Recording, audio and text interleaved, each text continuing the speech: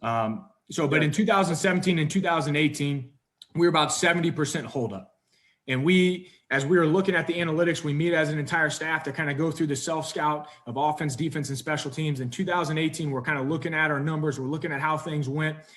When we were rushing, when we were providing more pressure on the punter, and when we actually called block, we were doing a lot better job of affecting the net punt and getting more return yards. So as you can see in 2018, we were a hold-up team. We had 5.5 yards of return. When we were a punt block team, we had 10.2 yards of return. And we weren't very good at punt safe. So the point of emphasis going in 2019 was we weren't going to be a hold-up return team anymore.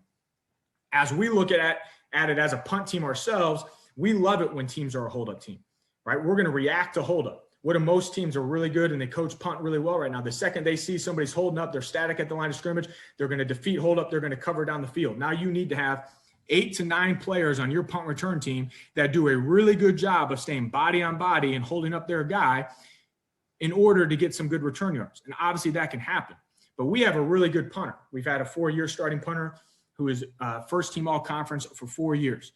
And if you are a hold-up team and give him time to hit a punt, he's going to take his time and he's going to hit a really good punt. And we're going to get a fair catch because he's going to do his job and he's a dude. The only way that we feel you can really affect him is if you can apply some pressure, not allow him to take his time. That will then in turn give you a better opportunity to get a return. So we have morphed from, hey, we're not a punt return team anymore. We're not a hold-up team anymore. All right. We're going to apply pressure and try to affect the punter. So as we've kind of morphed into that, this kind of gives you a look of, as we were watching film in 2018. So this is a clip all the way from 3 years ago. It's not even that aggressive of a block look. We've got 2 guys that are spying and 6 guys that are rushing. But as you can see us rushing here, I'm kind of pausing it.